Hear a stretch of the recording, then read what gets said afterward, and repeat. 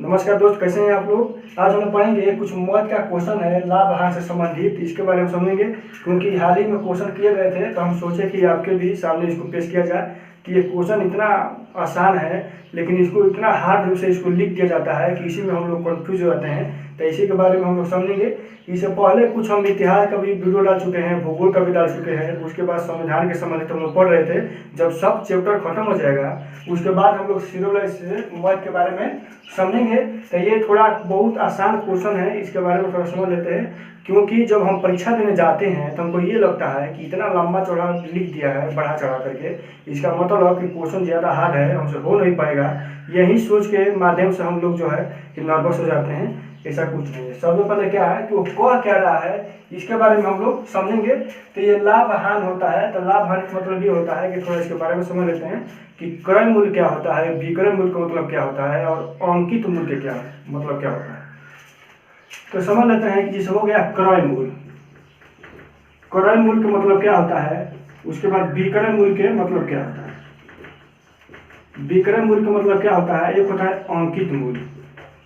तो अंकित मूल्य का मतलब क्या होता है यहाँ समझ लेते हैं। क्रय मूल्य, कोई व्यक्ति जो है किसी सामान को अगर खरीदता है तो उसको क्रय मूल्य कहते हैं। क्लियर।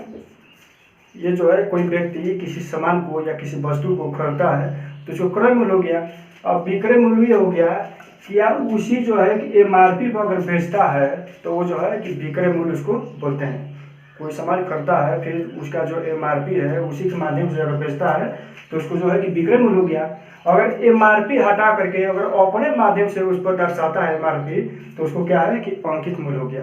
तो ये जो है कि क्रय मूल्य, विक्रय मूल्य और अंकित मूल्य के बारे में हम लोग समझ लिए।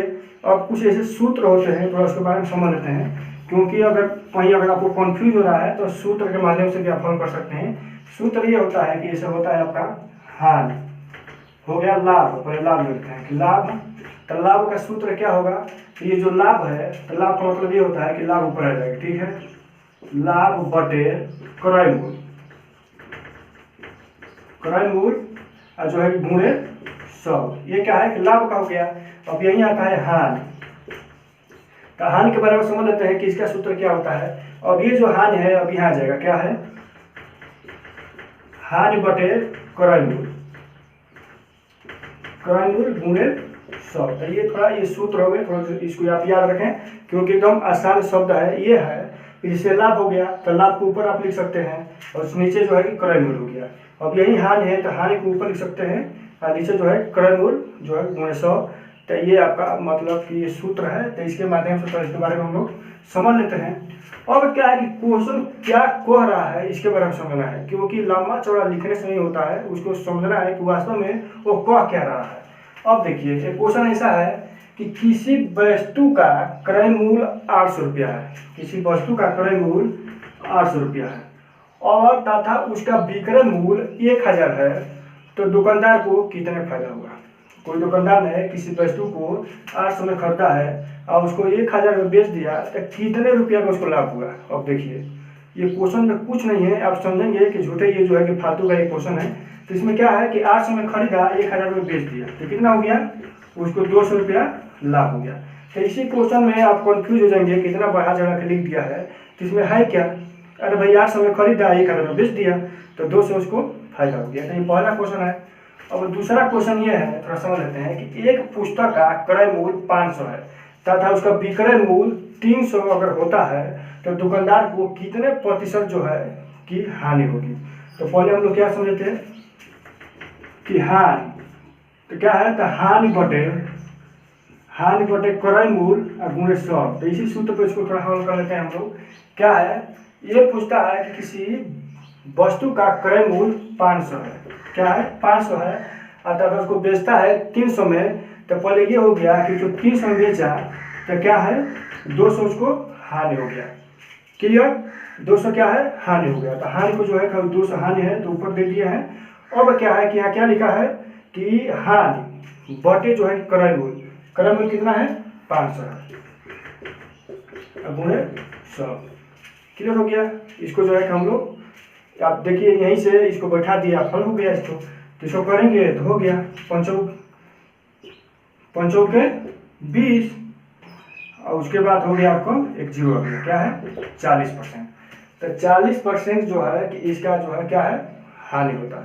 तो ये क्वेश्चन एकदम साधारण है, इसके बारे में एकदम बिल्कुल जो इसी को आप समझेंगे कि ज़्यादा लंबा चौड़ा हो गया है तब कन्फ्यूज हो जाएंगे। अब क्या है कि अब आते हैं अब क्वेश्चन नंबर 3। ये पूछ रहा है कि एक घड़ी का 200 में बेचने पर 20% हानि होती है तो घड़ी का क्रय मूल्य क्या होगा। घड़ी को 200 में बेचने पर 20% हानि होती है तो घड़ी का क्रय मूल्य क्या होगा। तो इसके बारे में हम लोग बैठा देंगे तो ऐसे ही क्वेश्चन हो जाएंगे, क्योंकि 200 पूछ रहा है। तो अगर परसेंटेज में देखा जाए तो यहाँ 200 मतलब जो है कि 100% माना रखता है, इसको बेचता है कितना 20% के हानि पे। तो परसेंटेज में अगर 20 को माइनस करेंगे तो क्या हो गया 80 हो जाएगा। तो क्या है 200/80, ये देखो ये क्लियर हो गया। तो इसके बारे में ये जो है कि क्वेश्चन आसान है तो इसके बारे में हम समझ लेंगे, क्योंकि इसके बारे में अगर समझेंगे तो ये कट गया। तो अब क्या है कि 8 दूना के 16 और 8 5 40 यानी जो है कि 250 क्या है। तो ये नॉर्मल क्वेश्चन है, इसको अगर आप थोड़ा सा अगर बैठा लेंगे, अगर दिमाग में रखेंगे तो एकदम आसान शब्द है, इसको हम लोग समझ सकेंगे। अब क्या है कि अब अगले क्रम में बढ़ते हैं। अब आते हैं अगला क्वेश्चन, क्योंकि क्वेश्चन समझना है, बहुत आसान क्वेश्चन है, एकदम समझना है एकदम आसान शब्द से। ये कह क्या रहा है, ये कह रहा है कि कुर्सी को 700 में बेचने पे 40% लाभ होता है, 40% लाभ होता है। तो कुर्सी का क्रय मूल्य याद रखना है कि कितने का कुर्सी है। तो अब क्या है कि जितने का भी है वो अपने आप को जो है कि 100% दर्शाता है, क्योंकि जितने पर खरीदा गया हो वो अपने आप को जो है क्रय मूल्य उसका 100% दर्शाता है। तो उसमें लाभ पूछ रहा है कितना परसेंट 40%। तो 100% में 40 को क्या करना है हमको प्लस कर देना है। तो क्या हो गया ये 140। कितने पर बेचा गया यानी कितने पर बेचे जाने पे 40% लाभ होगा तो 700। तो 700 बेचने पर जो है कि बटे 140% यहाँ हम लोग लिख देंगे। और क्या है पूरे 100, ये जो से जो कट गया। और क्या है कि 14 5 70 ऐसे ऐसे करेंगे तो क्या हो गया 500। तो देखिए एकदम आसान क्वेश्चन है, तो इसको आप अगर ज़्यादा सीरियस से लेंगे आप तो बहुत हार्ड हो जाएंगे। तो इसको मात्र जो है कि आसान शब्द से हम लोग समझेंगे। अब आते हैं अगले क्वेश्चन में कि किसी वस्तु को, देखो ये क्वेश्चन क्या है कि किसी वस्तु को अगर 5% हानि की अपेक्षा, किसी वस्तु को 5% हानि की अपेक्षा अगर उसको 10% लाभ पर बेचा जाता है तो दुकानदार को 75 रुपया अधिक मिलते हैं। तो उसका जो है कि क्रय मूल्य बताओ। तो अगर ऐसे क्वेश्चन आते हैं तो ऐसे क्वेश्चन हमको ऐसे हल करेंगे एकदम आसान विधि से, इसको समझ लेते हैं। क्योंकि इसमें हानि और लाभ दोनों का जिक्र किया है। तो इस क्या है कि हानि को और जो है कि लाभ को दोनों परसेंट को हम जोड़ देंगे। और क्या है कितने अधिक मिलते हैं तो 75, तो 75 अधिक मिलते हैं। और क्या है कि 5 और ये 10, तो 5 10 दोनों परसेंट को जोड़ देंगे तो कितना होगा 15 गुणे जो है 100। तो क्या है 15 5 75, ये जो करेंगे तो क्या हो गया 500। तो एकदम आसान ये क्वेश्चन है, क्योंकि आप देखेंगे तो सोचेंगे कि एकदम आसान, सोच रहे होंगे कि यार ये बहुत आसान क्वेश्चन है। बात सही है, बहुत आसान क्वेश्चन है, ये कोई भी हल कर सकता है। लेकिन यही क्वेश्चन है जो एग्जाम के समय, कंपटीशन के समय यही कंफ्यूज करता है, इसी में ज़रा टाइम लगने लगता है। तो हमको यही समझना है कि यार वही क्वेश्चन है जो हम चुटकियों में हल करते थे। तो इसी के बारे में थोड़ा हम लोग ऐसे समझ रहे हैं। और क्या है, ये एक लास्ट क्वेश्चन है तो इसके बारे में देख लेते हैं ये क्या कह रहा है। क्योंकि ये कह रहा है कि 150 में दूध खरीदा गया, उसको कितने में बेचा जाए कि 20% का लाभ होगा। क्योंकि कितने में उसको बेचा जाए कि 20% का लाभ होगा, तो कितने में बेचने परसेंटेज की बात अगर आती है तो अपने आप को जो है कि 100% होता है। इसमें लाभ पूछ रहा है तो प्लस कर देंगे 20%। कितना हो गया ये 120 हो गया। कितने में इसको खरीदे हैं, तो कितने में खरीदे हैं तो 150 में खरीदे हैं। आज जो क्या है कि कितने परसेंट कर रहा है तो यहाँ अपने आप को क्या है कि 120% हो गया और बटे में 100। ऐसे ये कट गया, ऐसे ये कट गया। तो अब क्या है इसको मल्टीप्लाई करेंगे तो क्या है 180। एग्जाम में या कॉम्पिटिशन में पूछे जाते हैं, इसको थोड़ा घुमा फिरा कर पूछा जाता है, तो इसी में हम लोग कन्फ्यूज हो जाते हैं। लेकिन हमारा उद्देश्य ये है कि शुरुआती दौर में जो हम वीडियो ऐसे बना दे रहे हैं, क्योंकि लास्ट में हम लोग पूरे मैथ से संबंधित जानकारी लेंगे। क्योंकि अभी संविधान से संबंधित जानकारी हम लोग अभी पढ़ रहे हैं, जो चैप्टर समाप्त होगा तो इसके बारे में भी हम लोग पूर्ण रूप से समझेंगे। अगर वीडियो अच्छा लगे तो इसको आप इतना शेयर करें, लाइक करें, सब्सक्राइब तो भाई जरूर करें। धन्यवाद।